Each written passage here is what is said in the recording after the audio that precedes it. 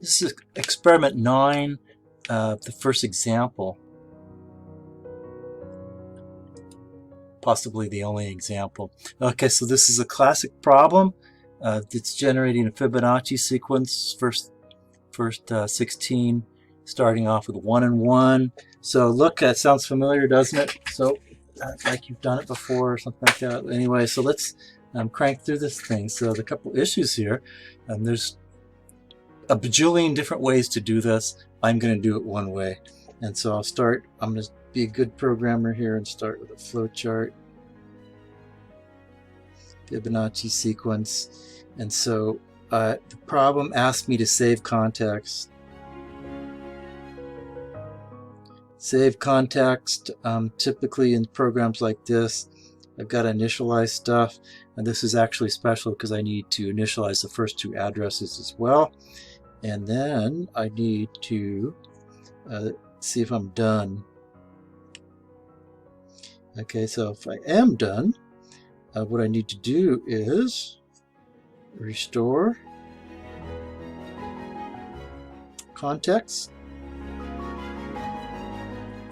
and return. Okay, otherwise, am I done? Yes. If I'm not done, I need to, it's working with memory, so I've got to go get the values from memory. These are going to be the 2 previous values. I need to add them.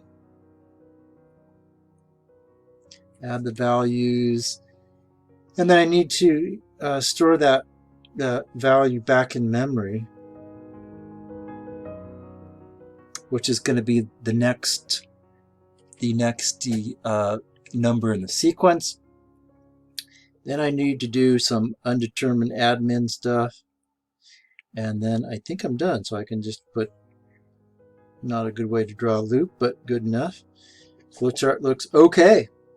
Good enough. It's good enough to get us started on this thing. So I do have to save context in here, and I'm going to do that last. Okay, so I'm going to leave myself some space there, and then I'm going to come down to this initialization sequence. So there's 2 things. There's a couple of things I need to initialize. One is the first values that I'm going to put into this thing. So I'm going to load immediate x10 1. I need to stick a 1 in some of the addresses.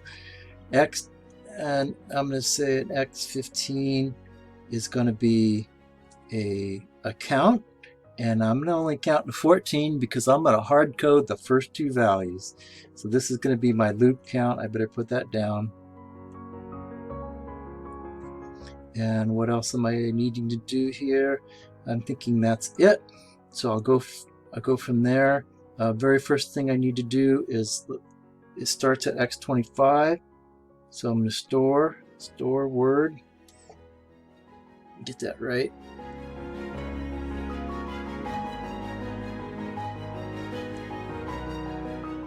It actually asked me to store them as half. I think it's half, isn't it? Half. Okay, store. It's half words. Store half.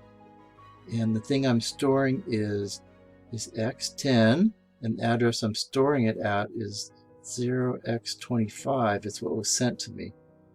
And I'm going to do that twice. Store x10 twice. But the second time, I'm going to advance it forward. Okay, so this stores the first 2 1s in the sequence. And I'm going to consider that part of my initialization sequence. So the next thing I need to do is, it's going to be a loop. I'm right here, and I'm going to say BEQ, and my loop count is x15, x0, and a done. And I'm going to come down here, put my done, and this is going to be restore context as soon as I know what I need to restore, and eventually I'm going to need a return down there. Okay, so inside the subroutine, the very first thing I'm going to do is go get my data. So I'm going to load half words, and I'm going to say I'm going to say put one more thing in here. Add immediate x25, x25, 4. Okay, so that's going to advance my pointer 2 forward. I already did 2 things in here, and so I'm gonna advance it forward. I didn't actually need to do this line, but I think it makes it simpler here.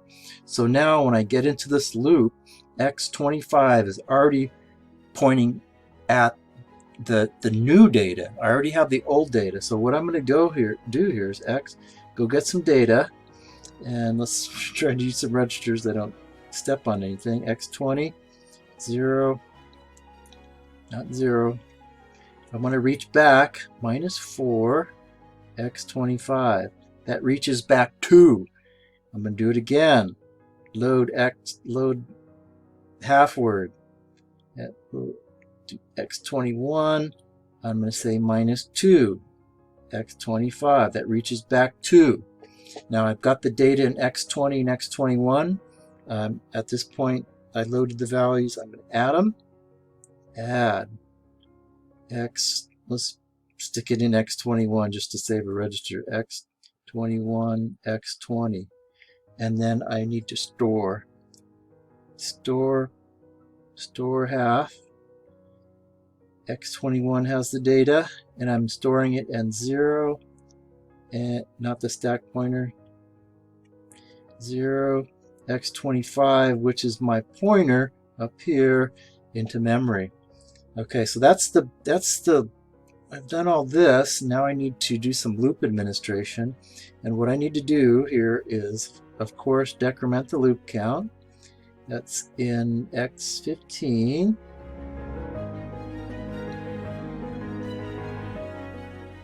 x15 -1, so I decremented the loop count. Now I need to advance the counter or the address pointer forward, so that's going to be add immediate. It's in x25. I'm sorry, x25. I'm advancing it forward by 2. And then I think I'm done on this one. Jump loop. Okay. And I think I'm done. So I think that's it.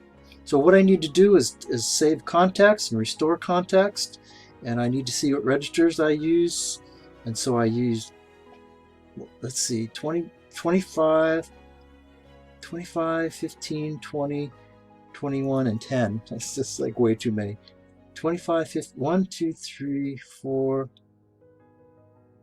Okay, x10, x25, x15, x20, and x21. Okay, I used 5 registers, so I have to save 5 registers here. And so let's do that. 5 times 4 is 20. So the very first thing I'm going to do is adjust the stack pointer. And I have to move it back by 20. Come on, erase. Oops. Lost my bottom. Okay, I have to go add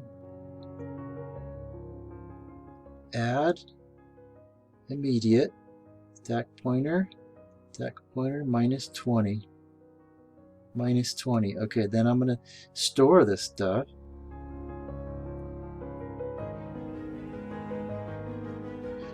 Right, real small here. You can see it's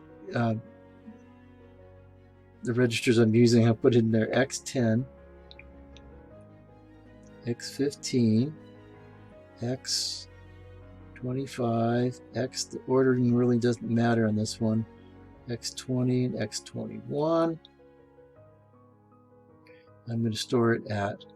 I moved it backwards, so it's going to be 0, 4, 8, 12, and 16. 0, and these are all going to be SP.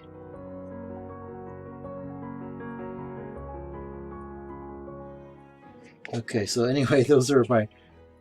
Okay, once again, I backed it up. You can barely see it here. I backed it up 20, and I stored 1, 2, 3, 4, 5 words of data on this thing. So when I'm done with this thing, I have to undo this thing, which is load word. I'm just going to copy it directly, x10, x15, x25. I'm copying these things right here, x20, x21, and it's going to be 0 SP, 4 SP, 8 SP, 12 SP, and 16 SP. Okay, and then I am done. I can do my return right here and call that done. So once again, it's a pretty long looking program, but it's not that long. Look, this is all the same thing here. This is initialization stuff, or saving context, restoring context, very closely related. This is all init stuff. This is the body of the loop. This is the loop admin. Very structured. It's not as long and gnarly as it looks. And so if in doubt, here is a solution. I probably use different counters, different register names, but the solution should be the same. You can actually go test this code, and hopefully it will work.